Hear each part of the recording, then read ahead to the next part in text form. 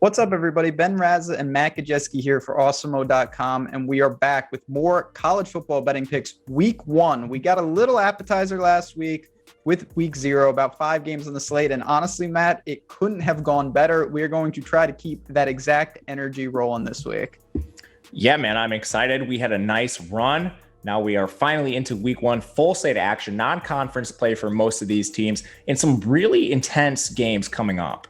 Couple marquee games on the schedule, a couple others, but there is plenty of betting value on the board. We've got a couple bets that we both really like. We're going to get to in a second. But before I do, I just want to say very quickly, our friends at BetMGM sponsoring the show. And if you haven't gone over there, new customers, risk-free bet of up to $1,000. Sign up using the promo code Awesemo, make a deposit, place your first wager. If the bet happens to lose, you get that money back, your wager, in free bets. No reason not to try that out. Register, go all in on the action with the king of sportsbooks. The offer is valid in Colorado, Indiana, Iowa, Michigan, Nevada, New Jersey, Pennsylvania, Tennessee, Virginia, Washington, D.C., and West Virginia.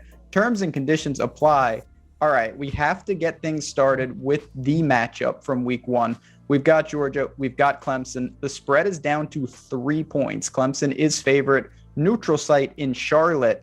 Do you have a lean on this very intense matchup?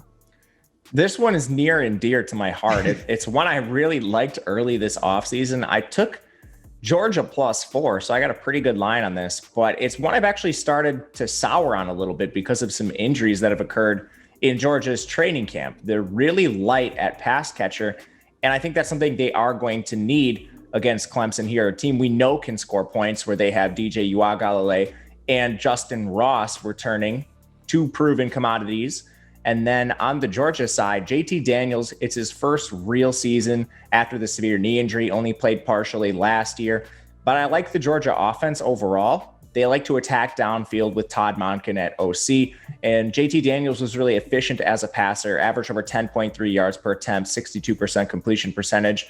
The issue is, who is he going to throw the ball to? Early in the spring, they lost George Pickens to a torn ACL. Dominic Blaylock has only recently started running, so he doesn't appear to be ready for this Clemson game. They're missing Darnell Washington, who's doubtful. He's one of their 5-star tight ends from 2020. And Eric Gilbert, a transfer from LSU, who's a hybrid tight end receiver, built sort of like a Kyle Pitts, just not quite as athletic, but still very strong athlete. He's not even with the team. So we're down 4 of the top 5 pass catchers for this offense immediately against a Clemson team that's pretty strong. Not to mention on defense, they're replacing a ton on the defensive line. They replace Ojulari in the backfield, Tyreek Stevenson, Mark Webb, Eric Stokes, Tyson Campbell, Richard LeCounte. And one of the replacements they added via transfer, Tyke Smith from West Virginia, is also not going to play. So I think Clemson is going to score a lot of points here. The question is, can Georgia keep up missing some of their top pass catchers? Again, I bet this in June. Now that some of these players are hurt, I've soured on it a little bit. Tough game. Yeah, I honestly have not bet it. I was with you with Georgia. Now I kind of lean Clemson. My favorite thing here is the over 50. I think that Clemson will move the ball. They'll be able to score, and Georgia's going to have to throw the ball, even with all the injuries to these skill position players. So it's the marquee game. There's no doubt about it. But to me, I think we'd both agree it's not the best bet on the board. There are better spots. We're about to dive into some of them. One of the games I want to ask you about, we saw a couple teams last week in action. UCLA was one of them. They looked fantastic against Hawaii. That has caused the spread against LSU to drop. LSU is now just a 3-point favorite on the road in this big-time game. It's a spot that I like. Is it a spot that you like with LSU? I do like the Tigers quite a bit here. I like them when they were -4.5. And they had some injuries. Miles Brennan's not going to play, but I think Max Johnson is a more than competent backup. I actually think there's a lot of merit to him starting outright, even with a healthy Brennan. He's very good on the ground as a dual threat. 119 rushing yards on 54 carries. He led them to the win over Florida, an 8-to-1 touchdown to interception ratio. So pretty good taking care of the ball. Has very good weapons, particularly Kayshon Boutte, who's fantastic. And then what I really like about this LSU team is the defense. And I think this is where they will shine against UCLA. UCLA was just running wild against Hawaii. And the strength of their team is their offensive line. It's their run blocking, and it's their 2 powerful backs. LSU is built much different than Hawaii. On defense, they're returning 9 starters. The guys they lose are Jabril Cox and Jacoby Stevens. Those aren't players that are really impactful up front for this team. On the defensive line, you have Ali Gay returning. You have BJ Ojulari. And then in the secondary, if LSU does get up to a lead in this game, a fantastic unit to rely on with Eli Ricks and Derek Stingley. And Ricks quietly, he's another candidate to be one of these All-American defensive backs, just kind of working in the shadows of Stingley. So a really strong defense. It's going to be a much different opponent from what UCLA faced last week.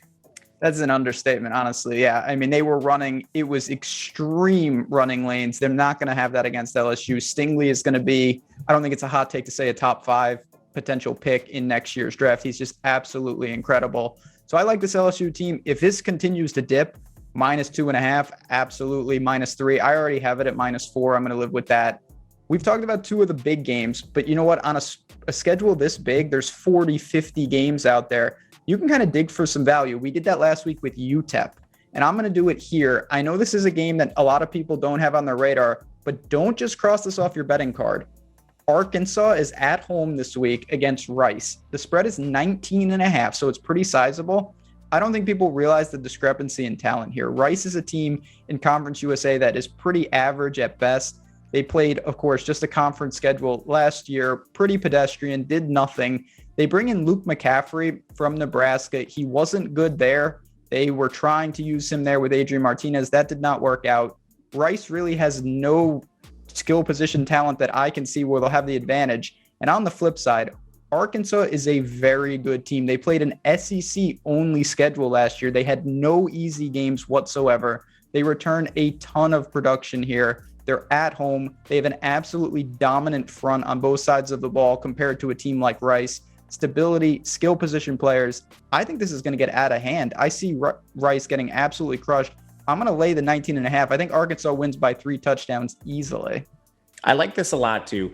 Arkansas was quietly pretty efficient last year for playing an only SEC schedule. I mean, Kendall Briles at OC.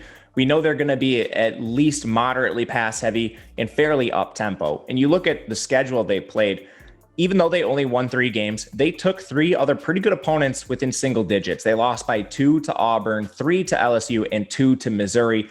We know these single score games are basically coin flips, so it could have looked a lot different for Arkansas. We don't like their schedule outright. It's one of the most difficult in the country. But in week 1 against Rice, I'm shocked this isn't north of 3 touchdowns. They didn't play any teams like Rice whatsoever last year. This is a huge drop. I really like the spot. I wouldn't be stunned to see this cross 20 and hover around 3 touchdowns by kickoff.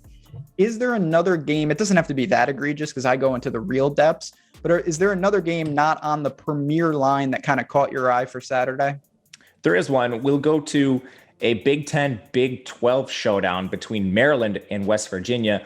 You can find Maryland out there plus 2.5. I grabbed this at plus 3.5 a few weeks ago. Maryland is just a team that is rising, and it comes from their new coach, Mike Locksley, who's one of the better recruiters in the entire country. For reference, this year, he brings in the number 18 recruiting class in the entire nation. They have 1 5-star prospect, 4 4-stars. All of those players are in the front 7 on defense, which was a unit that was a little bit lacking last year, and now they're receiving an influx of talent. And conversely, the strength of this Maryland defense was pass coverage, where they ranked 25th in the entire country. They're returning a ton of production there, so we're expecting the defense to be very strong. From there, the offense outside of that Northwestern game took major strides throughout the year with Tagovailoa under center. Outside of that Northwestern game, he was pretty good, completed over 70% of his passes, 10.1 average depth of target, and he has dudes to throw the ball to. Raheem Jarrett's a former 5-star, so you can tell how good Locksley's been recruiting. Dante Demas is a veteran. Even guys like Brian Cobbs, Jay Sean Jones, Daryl Jones are all returning for this team.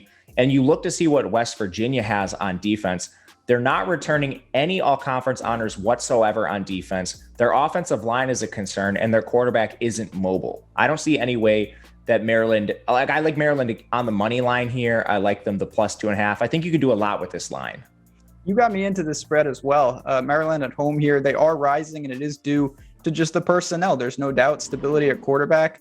I'm going to tell you on this one. So I think we've got a nice spread here, some marquee games, some under the radar games.